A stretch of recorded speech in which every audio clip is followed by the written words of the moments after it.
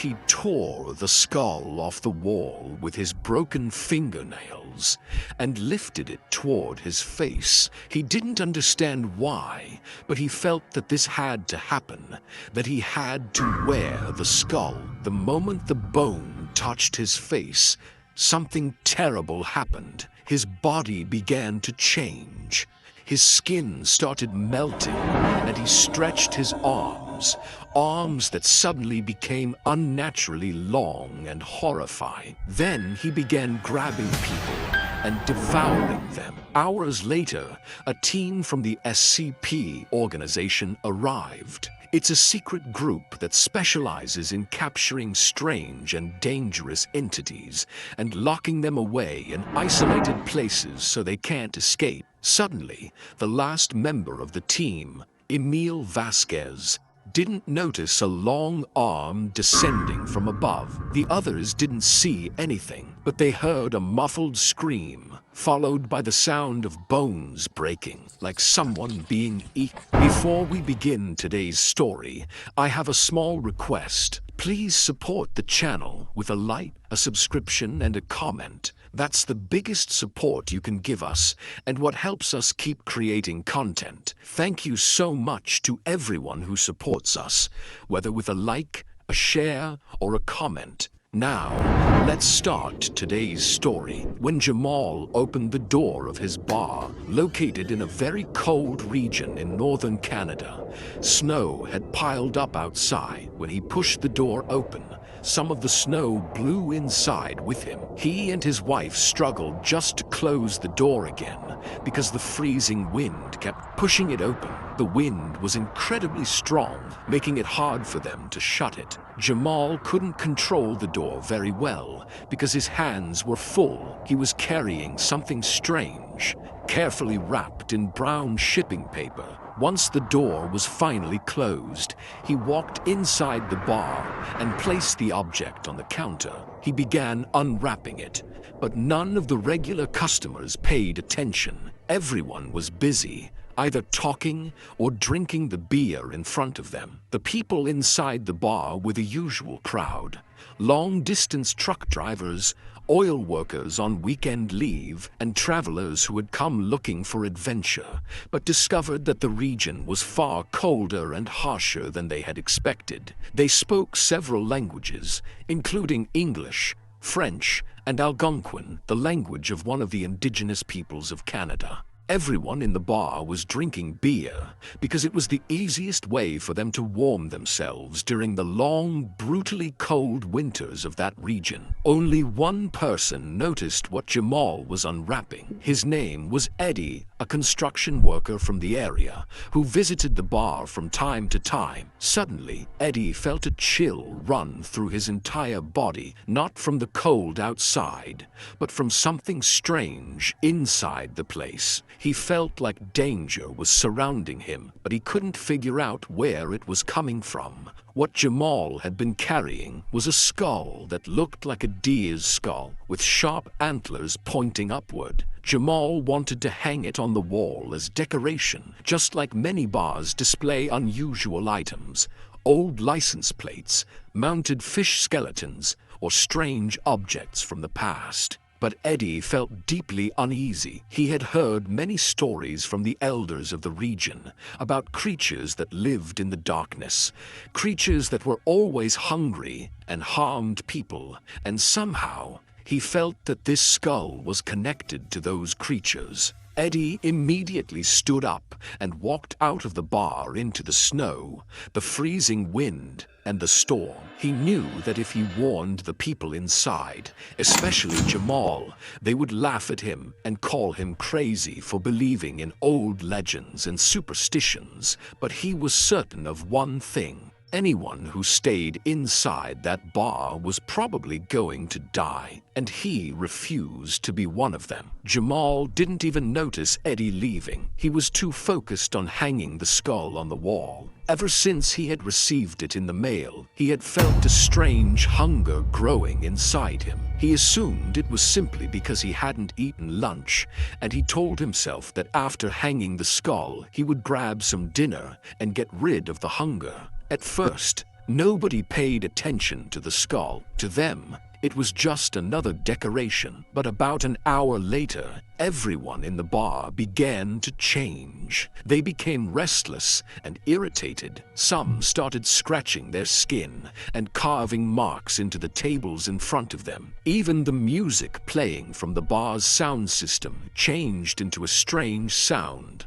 like the groaning of hungry stomachs. Soon, people began drooling as their hunger grew stronger and stronger. Their eyes slowly turned towards the skull hanging on the wall, as if it were calling to them. Then they began hearing a voice inside their heads, a whisper, "Respect your hunger.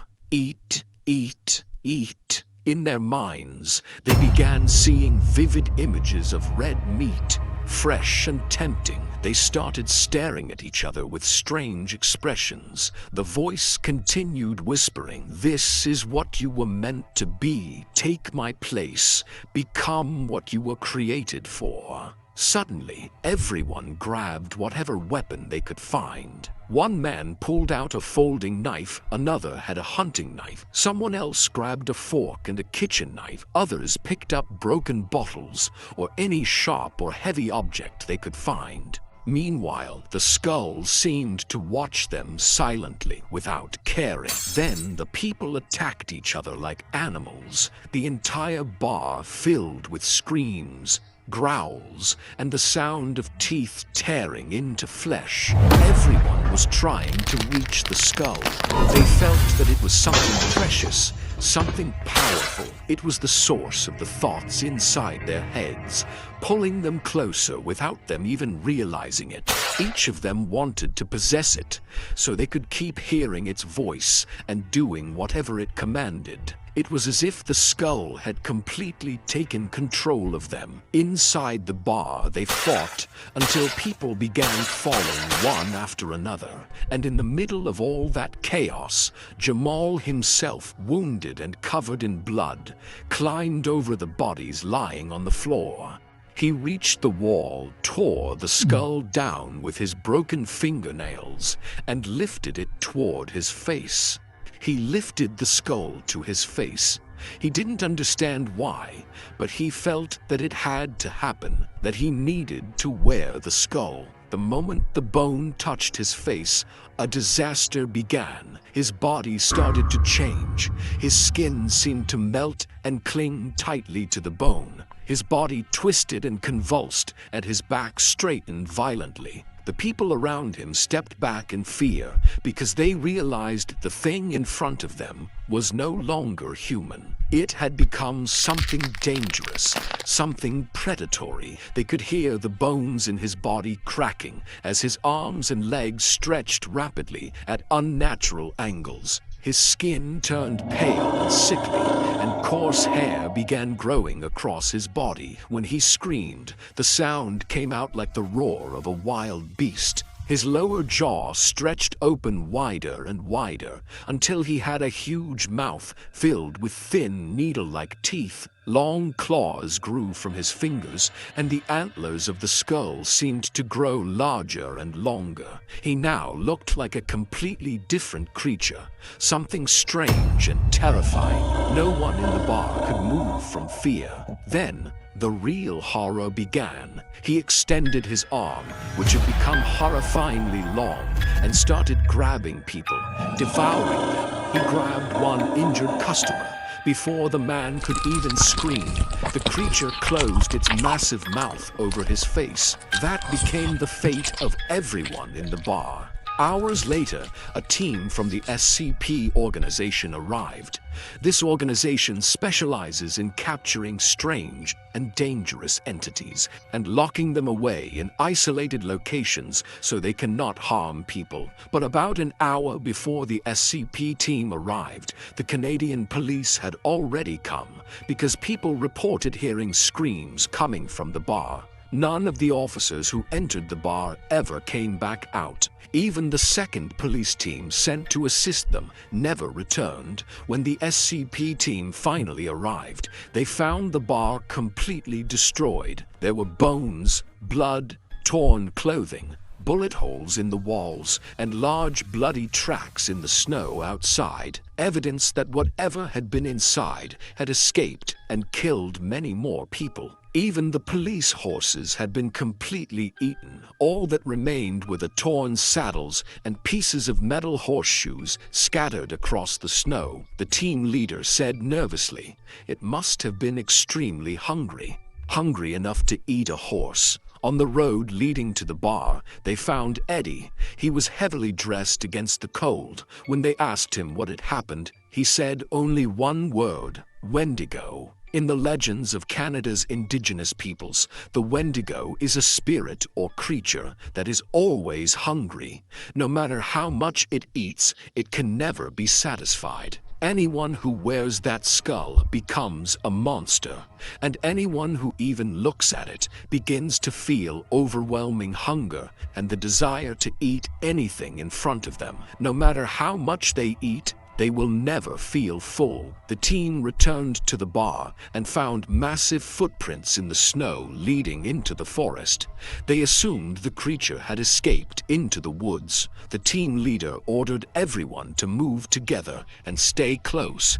Anyone who wandered off alone would almost certainly die. There were about 10 of them, armed with powerful rifles, knives, and even backup explosives. But as they entered the forest, they felt something strange. A strange heat coming from deep inside the woods, as if something extremely hot or burning was nearby. The team members had already identified the skull as SCP-323, also known as the Wendigo Skull. It was named after an old legend from the Algonquin tribe about a black hunger that never ends, no matter how much a person eats. But to them, at that moment, it was just an old tribal myth. They continued searching with their helmet flashlights, shining their lights across the trees and listening for any sound, footsteps or branches snapping. Suddenly, the last man in the group, Emil Vasquez,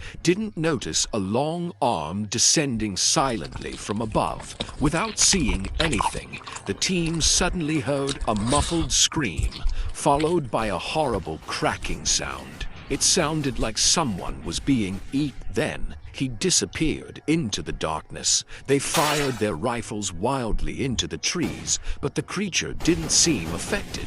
Moments later, the monster rushed through them at incredible speed. It struck another member with its claws, killing him instantly. The team leader was slashed across the stomach and fell to the ground. Once the leader fell, the entire team scattered in panic. Each person tried to run for their life, not realizing that this wasn't just an animal or an ordinary monster. It was something darker, an evil force connected to the skull itself. The last thing many of them saw was the shadow of enormous antlers in the beam of their flashlights just before the creature grabbed them. The forest filled with gunfire and screams as the monster devoured them one by one. It became clear that the team had no chance of controlling this creature. It was far from a normal monster. The team leader, taking his final breaths, tried to call for help through the radio, but no one answered. With every step he took, his weapon felt heavier, and the pain in his body grew worse until he tripped over a tree root hidden beneath the snow and collapsed. He tried to stand, but couldn't. Suddenly, he felt a strange warmth and a terrifying calm as he lay there dying. Then he saw the creature approaching in the beam of his flashlight. For the first time, he clearly saw its face. Its smell was horrible, and its teeth were thin and sharp like needles. But the leader suddenly smiled and laughed. In his hand, he was holding a grenade. He had already pulled the pin. He said only one sentence: "Enjoy your meal." Then the grenade exploded. The explosion and fire allowed the SCP helicopters to locate their position. They had been watching the team's helmet cameras through a live feed. When they arrived at the site, they found Jamal's burned body, Over the radio, they reported target neutralized. But then they found the skull lying next to the body, completely intact, as if the fire had never touched it. They carefully recovered it and placed it in a secure containment facility because it was extremely dangerous. No one knows what might happen if someone comes in direct contact with the skull, or worse, decides to wear it. To this day, the skull remains locked inside an underground containment site, waiting for another human, someone who will touch it, someone who will feel the unbearable hunger, someone who will devour everything in front of them and never, ever feel full. So be careful. If you ever see a skull like that, never go near it.